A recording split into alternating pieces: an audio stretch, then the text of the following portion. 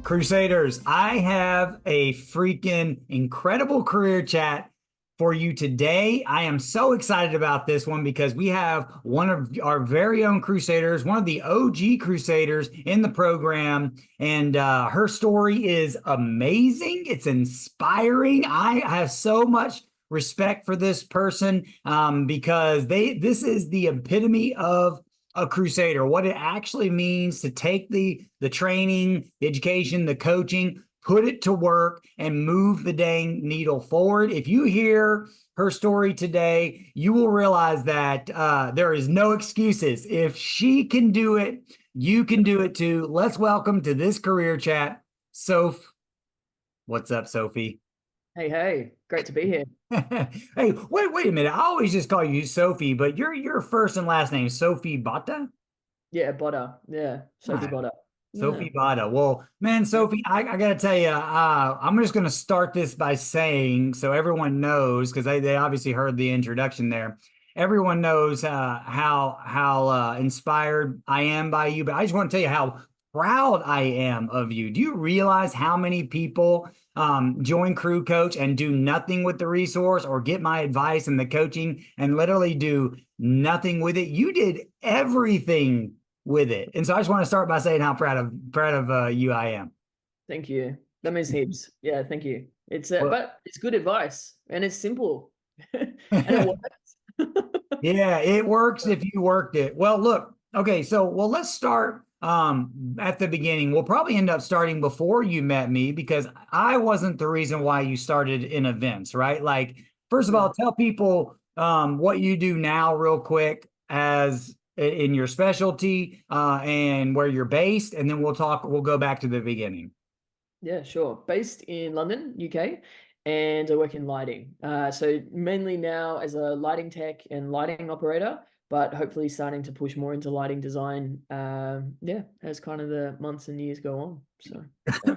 Well, you certainly will. You're well on the way. Okay, so when I first connected with you, I guess you found Crew Coach probably through Instagram, but you had been following me before that, right?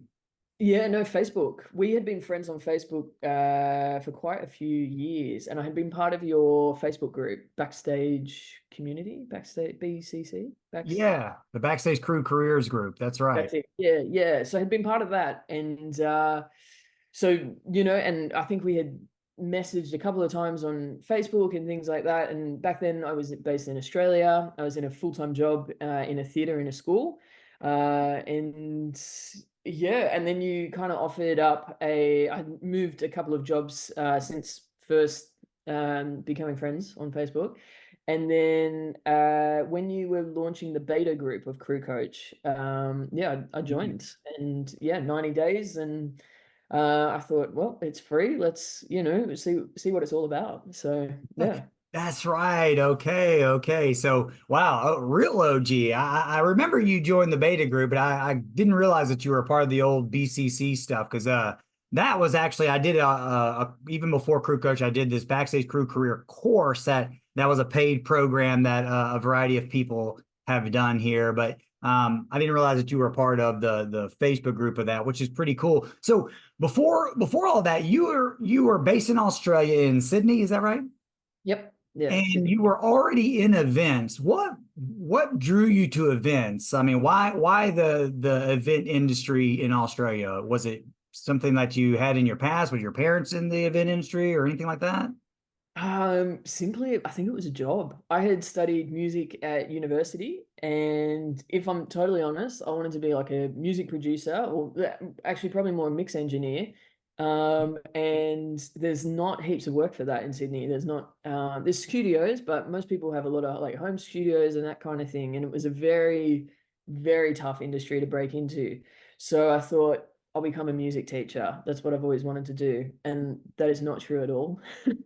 Um, and so as I was studying that, I was working in live sounds because I enjoyed audio, and I was in a theater there. And then a job popped up for being the theater technician for a school, and I went for that job and got it. So it was actually I do really enjoy teaching. I just don't love the whole curriculum or marking back. Like I enjoy, I think as anyone would, you enjoy working with students that are keen or interested, and that I really love, and love the training aspect and that kind of thing. So yeah, I was at this school for 4 years, almost 4 years, and yeah, it was really good. And that's when I learned about lighting. I walked into that theater, I didn't even know what like a DMX cable was. So yeah, it was only audio for me. Yeah, at the beginning.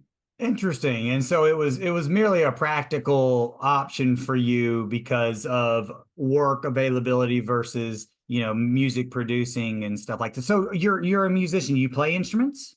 Yeah, yeah, drums and guitar. Yeah. Drums and guitar. Okay, since you were a little kid?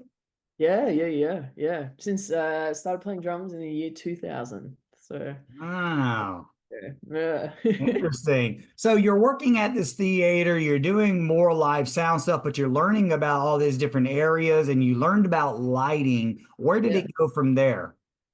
The main theatre tech that was doing lighting, there were a few issues and he got let go. And then we had a show come up and they said, well, you'll need to do lighting. And so jumped in and had to learn. It was a lot of YouTube and mistakes and not a great looking show. But after that, I was really hooked. I really liked it. And so from that, it was like, that was real theatre kind of lighting, etc. And just got as good as I could at that and learning. It was all like self-learning as well. Like, so like books, YouTube, that kind of thing. I've never, I suppose, formally studied lighting.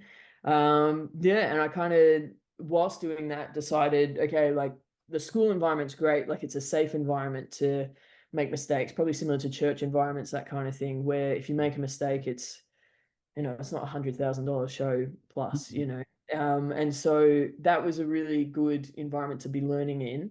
Okay. Yeah, and I decided, okay, I'm going to make the jump. I'm going to go freelance in Sydney, and I'm going to pursue more lighting and things like that. And that I resigned 3 weeks before COVID started. So Oh, wow. Wow. perfect timing. Yeah. Well, I mean, you probably would have been pushed out anyways because of Yeah. COVID, I would Yeah, I think imagine. so. Yeah. No, I think most of them held their jobs, but there wasn't much happening and that kind of thing. And it kind Okay. of become an environment that it wasn't the best fit anymore. So yeah, left and 5 months unemployed. And then from there, I moved out of Sydney to another school who were looking for an audio and lighting technician. And I was there for about 18 months.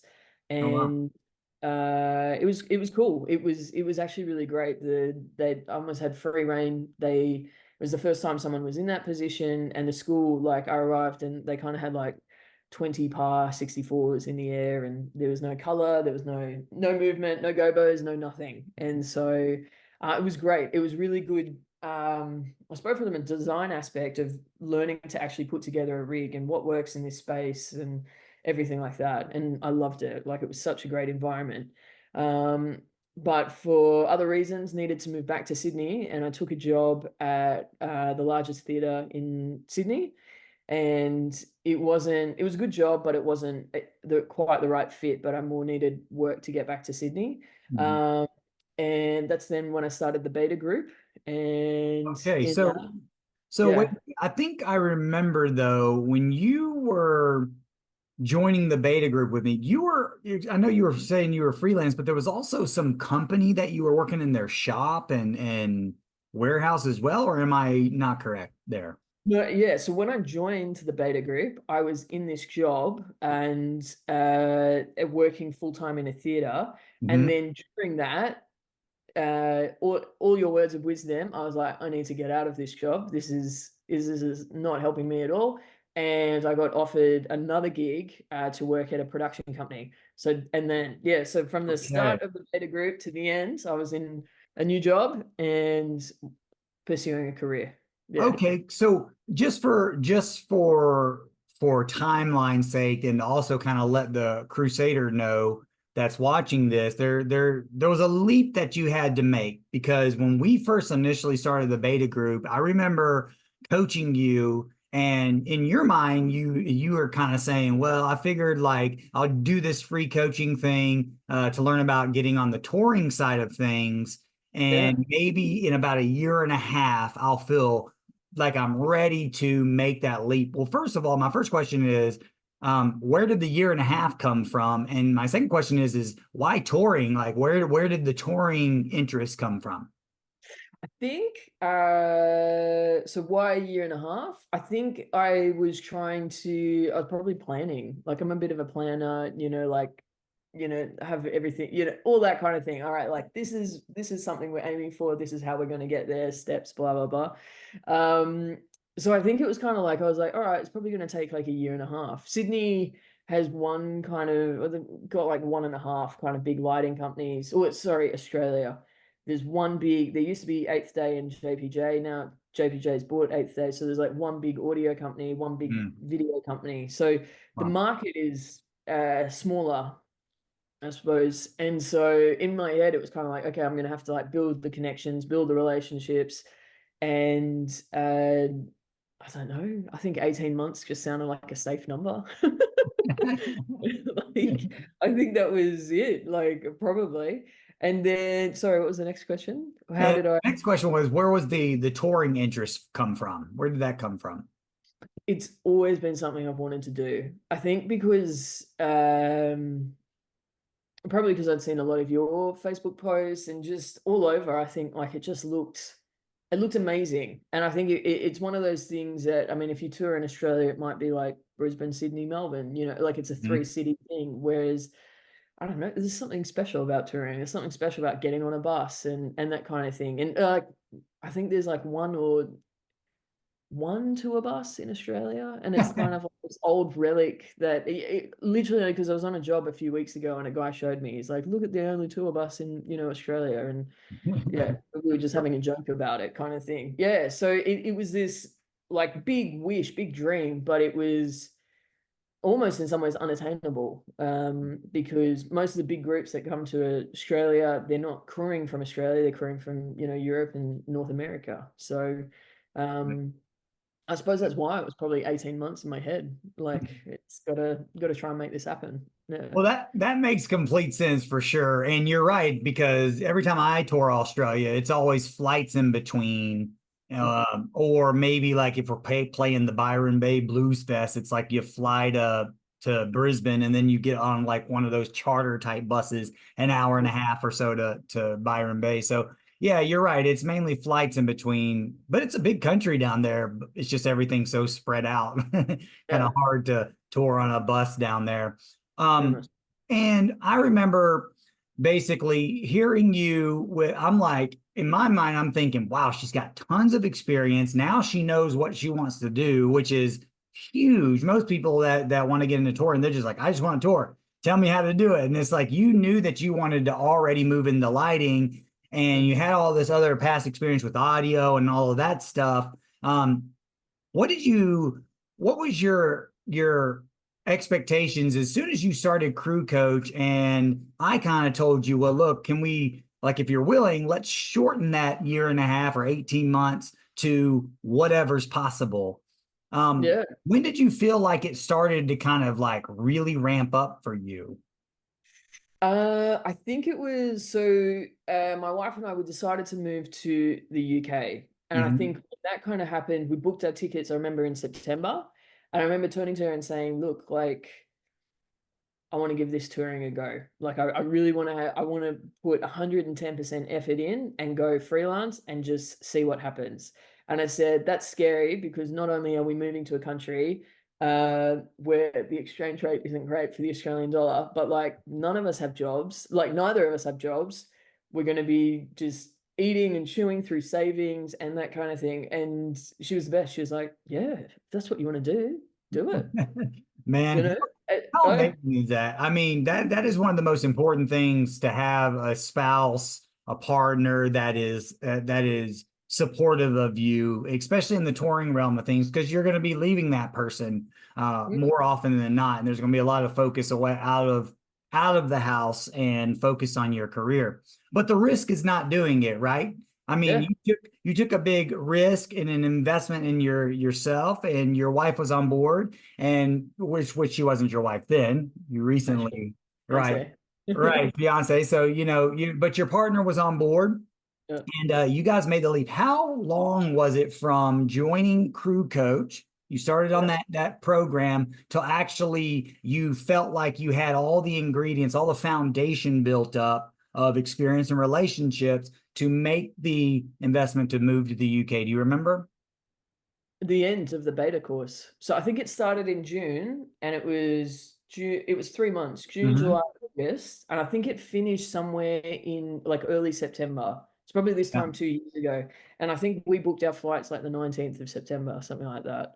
So it was like 2 weeks later. It was like, right, if we're doing this, let's go. And I remember because I wanted to move to Canada, but my partner wanted to move to London because her sister's here. My brothers ended up moving here, that kind of thing. And I was like, okay, well, we both have British passports, so it makes it easier. Like it just kind of renew and roll on in. So Yeah. in we came, and yeah, and we moved in the beginning of March.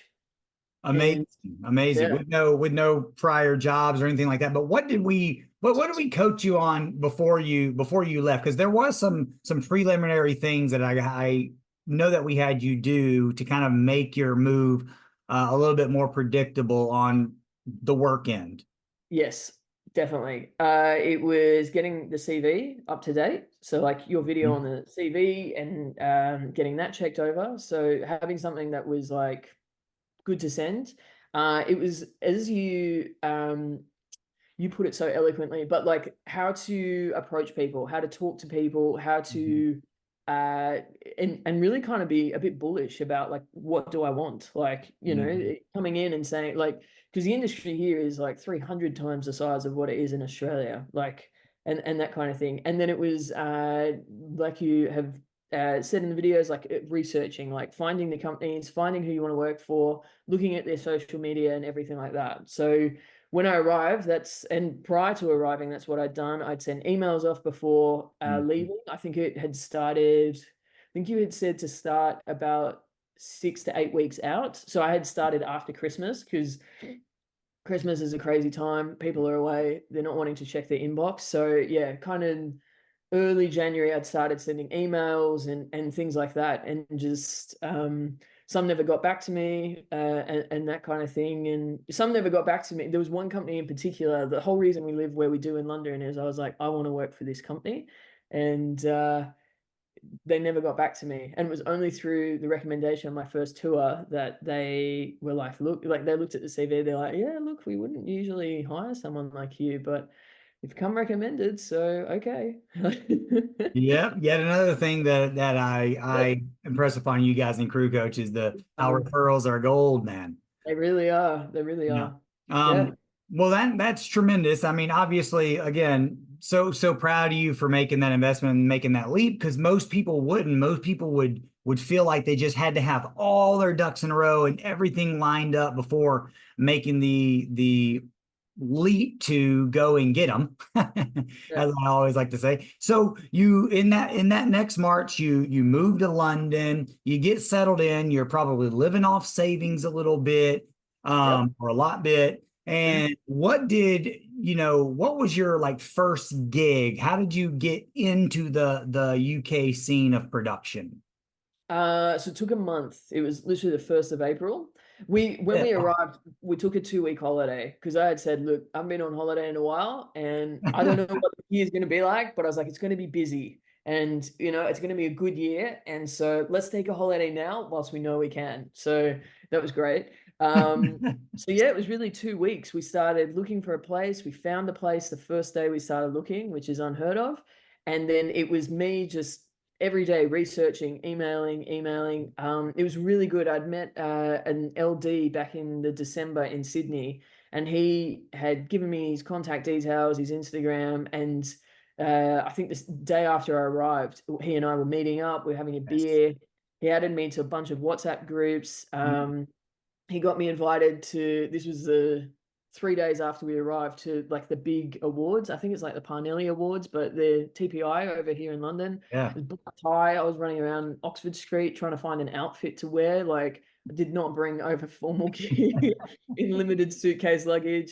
So that was great. Met a bunch of people that way. And then yeah, it was just following up, chasing up, that kind of thing. And then got my first hit. I mean, you've also got to set up like your business and stuff like that. So there's definitely like the legal hoops and get your insurance, all those kinds of things that I needed to sort out, bank accounts, everything.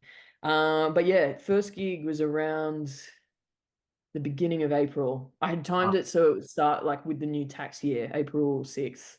So Wow. yeah, and that was through Facebook. So it was I had been recommended a bunch of groups to be part of and stuff like that. And so yeah, that kind of kicked it off. And then it was relentless, kind of as you say, like the follow up, getting in touch and all sorts of things. And after that, I got some work as a operator in one of the venues here, which has been great. Like done some really cool shows, and that continues. So Like, let me stop you for one quick second. So that was your first work, was the operator at the venue work? sorry, no, it was at a wedding, and it was half operator, half tech. There was like Okay. two of us there. For Yeah, a company, or yeah, how'd for you a get company, that gig? just a Okay. production company. Yeah, so it was kind of a corporate gig for that one. Okay. As a freelancer for that company. Yeah, yeah. Okay, that you got through all of that outreach and follow up and stuff. Did you ever stop by any locations? Yes. So at the venue, I stopped by, like, because I had messaged him. He said, "Oh, look, we're full," and I said, "Hey, can I come meet you?" And went and met them that way. Albert Hall was a similar one where it was I had reached out and said, "Oh, look, can I come by?" And so yeah, there were a few that I had. Yeah. Yeah. See, that's a tactic that I coach on, because it's a nerve-wracking tactic, but Mm, sometimes it's just like the emails and follow-ups and phone calls is just not enough to put a passion to the person, yeah. and I knew that what I know is that if they just see you guys in person, if they see you in person, they're going to get it. They're going to get that you're not just out for a gig, that you're career building. And there's a big difference of intentionality. Then they see that, even if something doesn't pan out immediately, it puts you closer into the consideration range than just sending a blatant cold email and outreach and follow up. Yeah. So you get the wedding gig, then you finally get on as this operator at this theater. Now, I remember this. There was a point where you like had to make a hard decision because they were wanting you to full time this, right?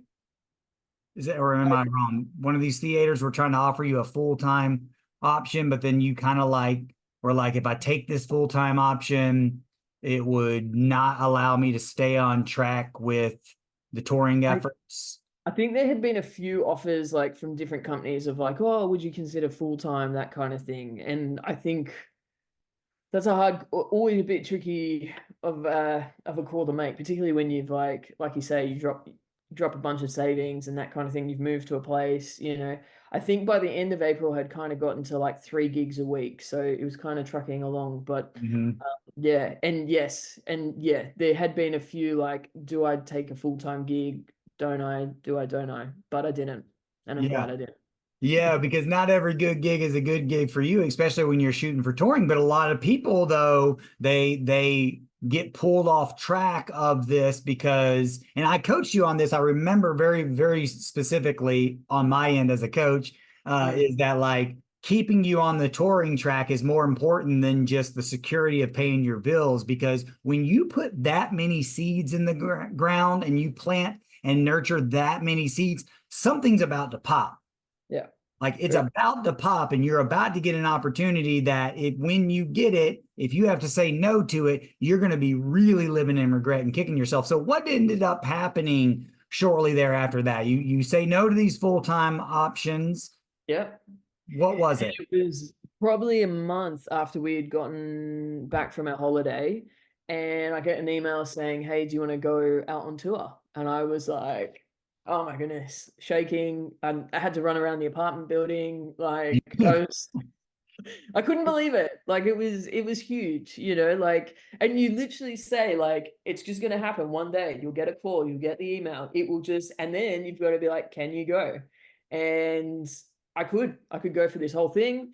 And So yeah, what was the role? What was the tour? What was the company? What was the offer? And this happened, like, I think I remember, it was like less than 10 months after starting Crew Coach. yeah. So this was in the April, and I started crew coach in the June before that. Okay, so So less than a the year. role, yeah, yeah, yeah. So the role was a video rigger. which to be honest, I was a bit like, what is this? Like, so I'd called the people and we're like, what? And they're like, yeah, it's a bit of truss and some ratchet straps. And I was like, well, that's not too hard. It was with Solotech. It was for Harry Styles' stadium tour around Europe. And that was, Unbelievable. yeah, insane, insane, Yeah, 100% insane. I remember some of the calls during that you were, working through challenges, let me just say. Yeah, big time. When you say sometimes like, was it the right gig for that kind of thing? Sometimes I look back and I was like, was it the right gig? And I honestly think like skill wise, like could work it and that kind of thing, but the gig was tough. And I think I look back and I'm like, it was the right gig because who I am now because of it, I'm grateful for. And sometimes that's what happens, like Right. there's sometimes the tours aren't the best, but it makes you grateful for when you get good ones, when you get great Yeah. ones.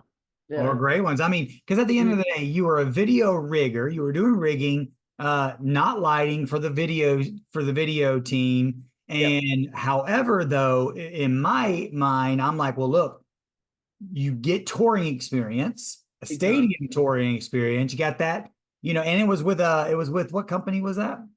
Solitech. Yeah. Solotech. So it was with a really prominent company that has this whole umbrella of opportunities.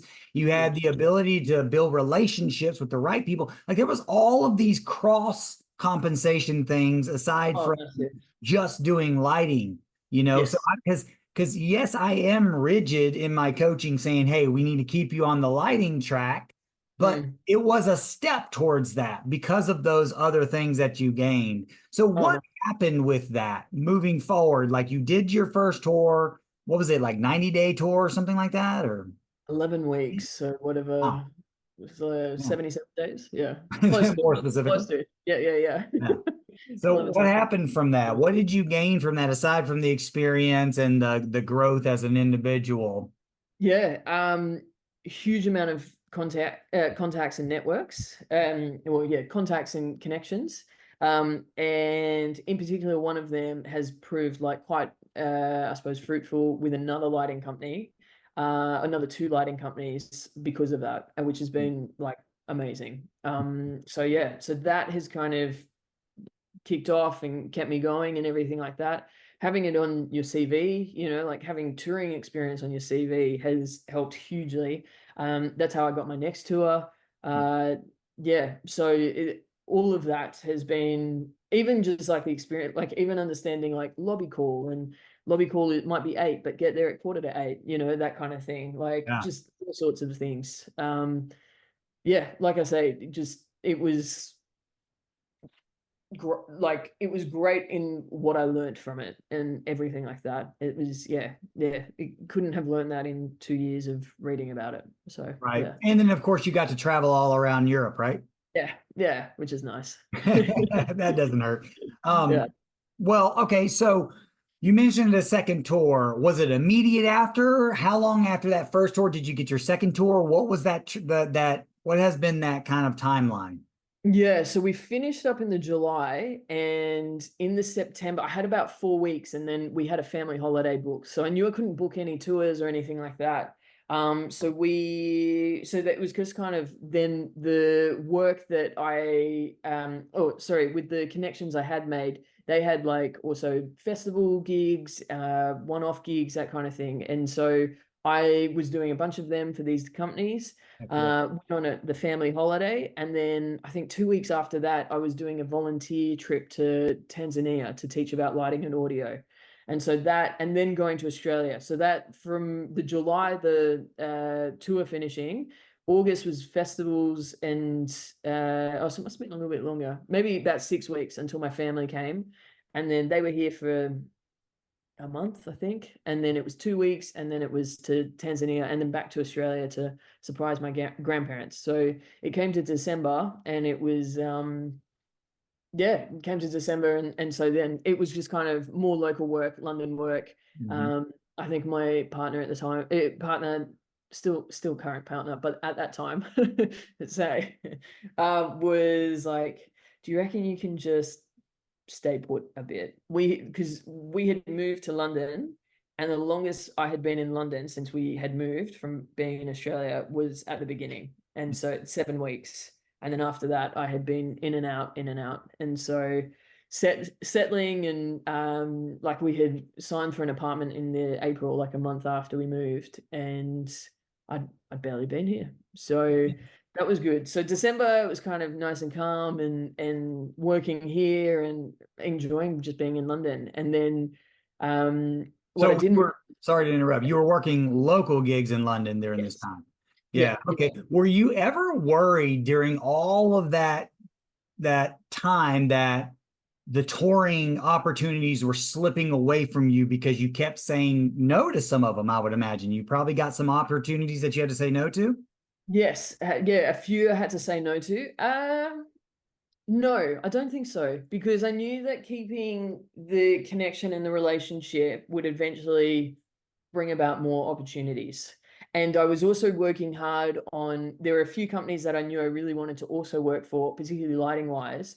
And I was working with them from a like one-offs or like festivals, or, they might be doing a week here or a week there. And so I was making sure that I was, when doing my availability and seeing when I'm free, like really making sure like, hey, I've got, this month free, or like, and getting in early, letting them know early, and trying to hold off booking other things so that, yeah, I could be booked with them.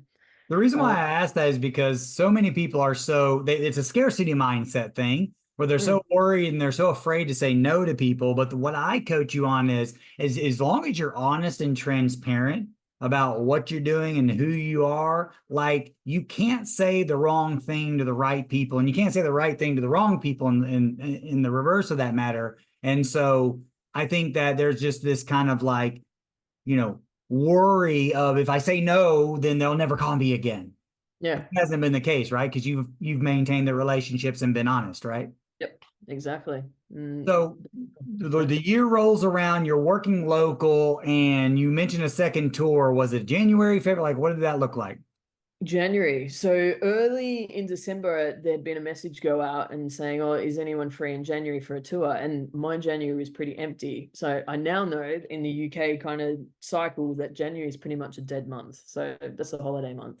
Um, yeah, and so I had emailed and messaged and I had followed up and I just heard nothing back.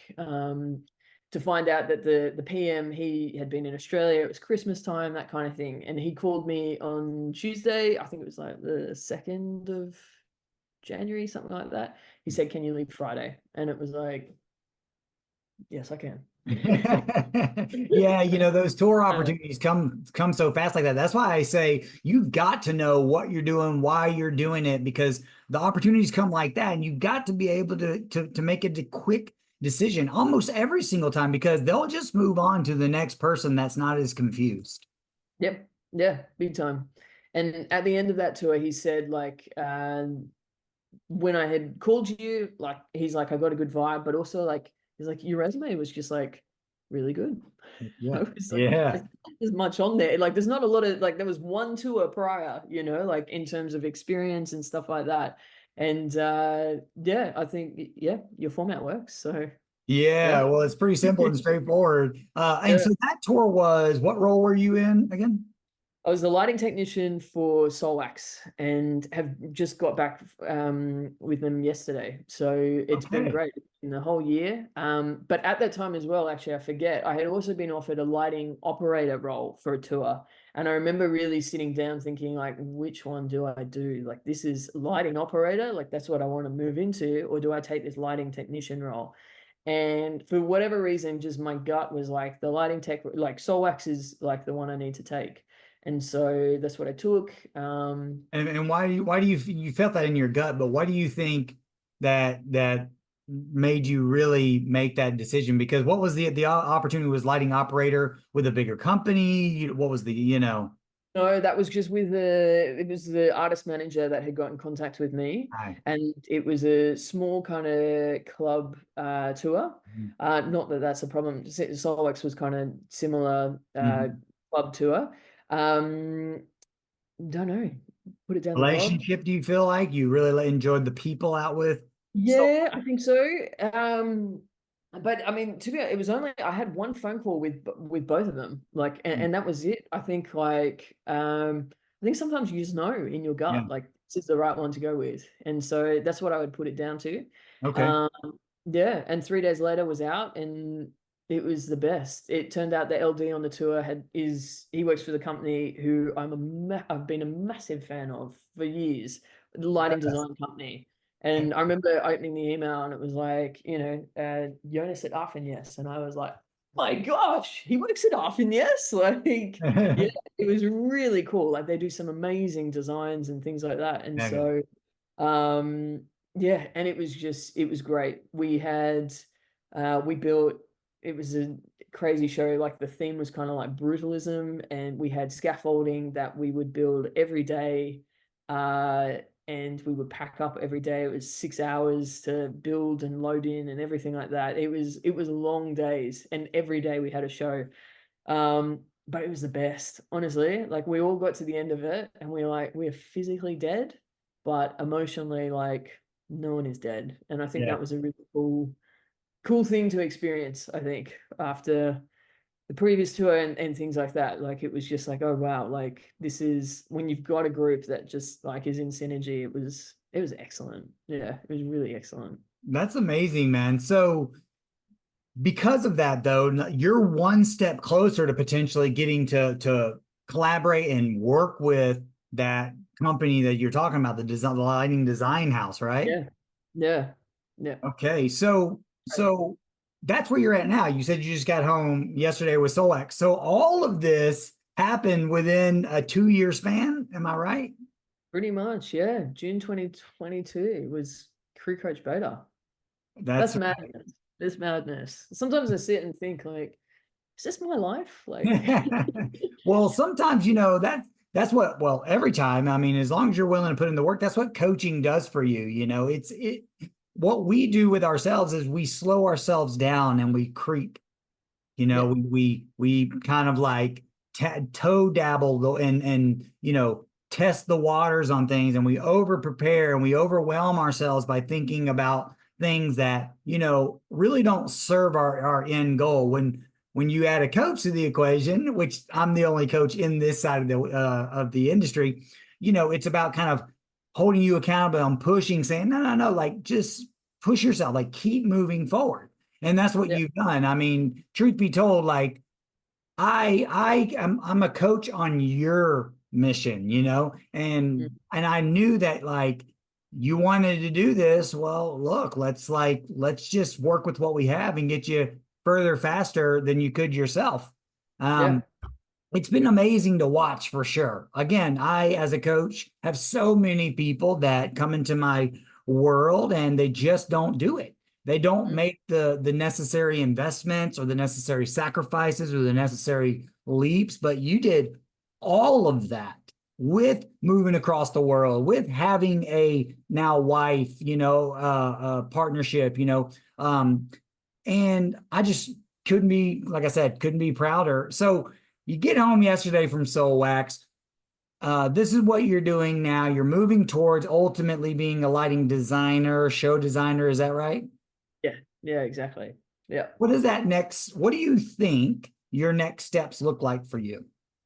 So at the minute, it is establishing like a mentor. So I've had a few mentors that like I reach out to online, like how would you do this? What do you think about this? That kind of thing.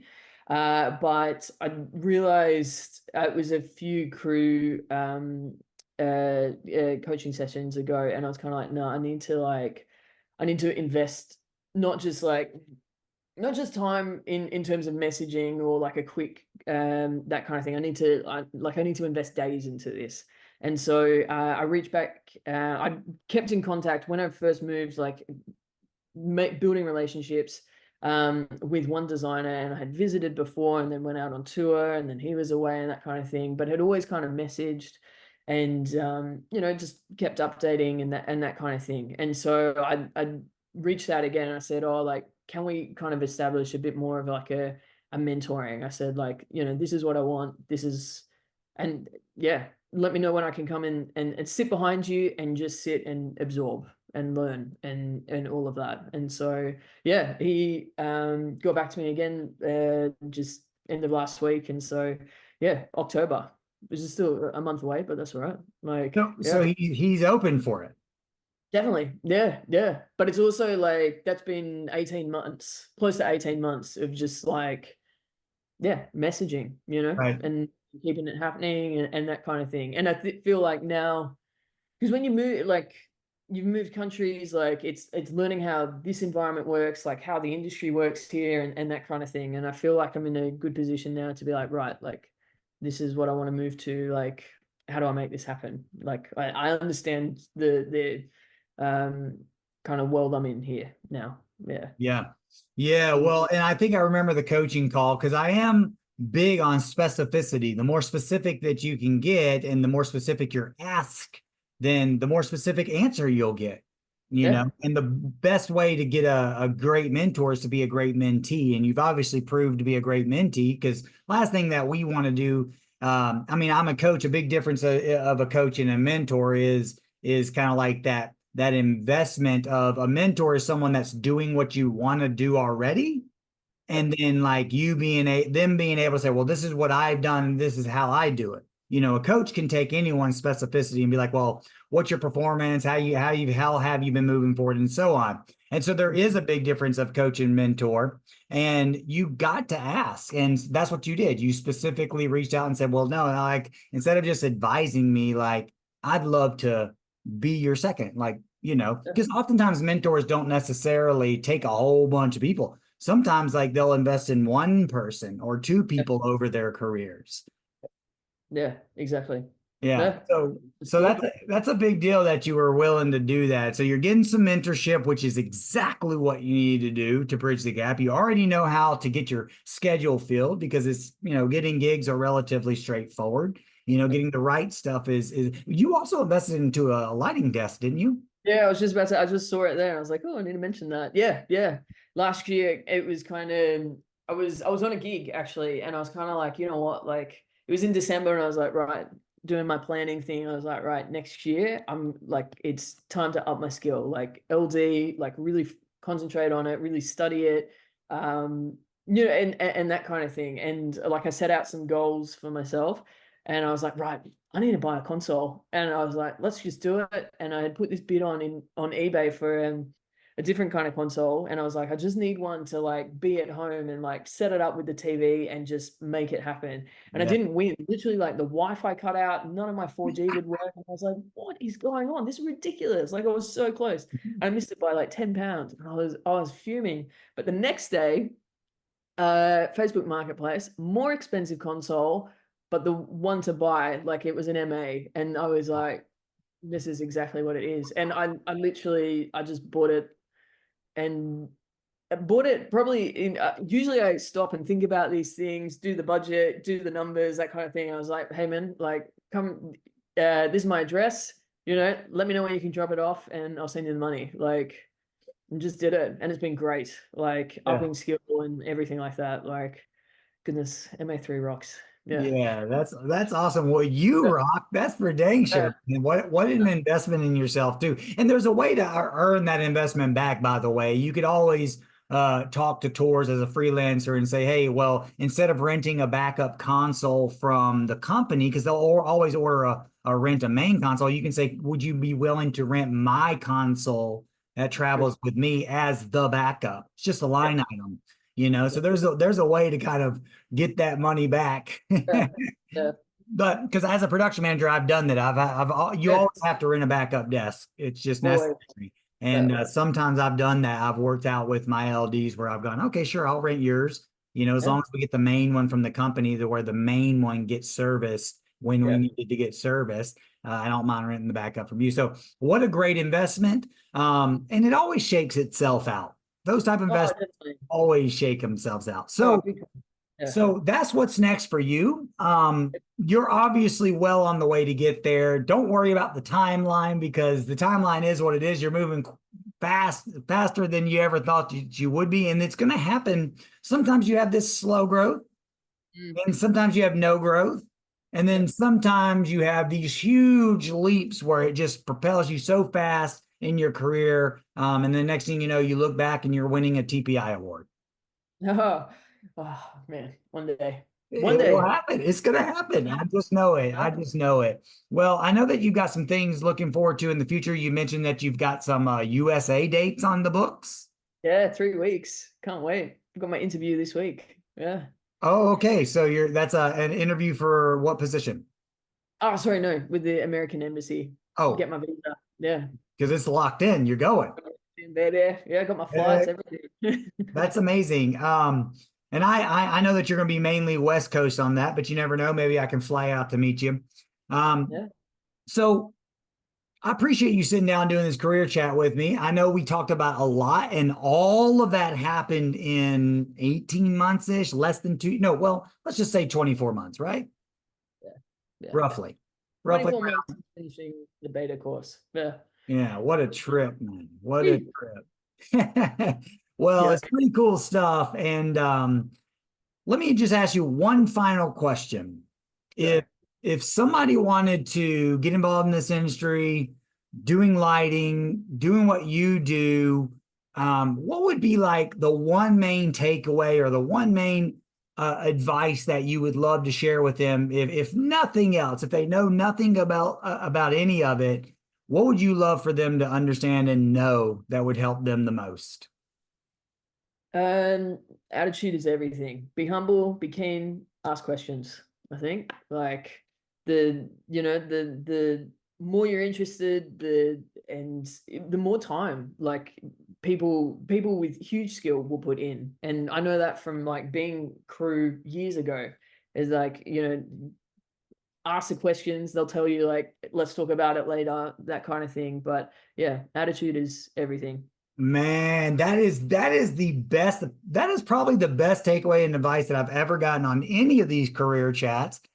Because I've hired attitude and enthusiasm over skill set as a production manager. I've brought people on that I just know that has the right qualities of character versus all of just the kind of the schooling or the experience, because you just can't teach that. You can't teach people to give a damn. No, no.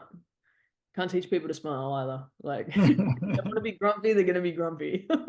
That's right, Yeah. man. I love that so much. Well, so thank you so much again for doing this career chat. And hey, Crusaders, that you're watching this, if you have any comments, takeaways, questions for Sophie, post them in the comments below this video. And until next time, thanks again, Sophie. Go get them.